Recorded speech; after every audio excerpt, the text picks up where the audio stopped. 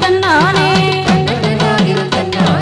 நாலாம் படி எடுத்து நாகரத்தின ஒரமா பத்திரகாளிய கருப்பசாமிய பெற்றவரே விய வல்லவர்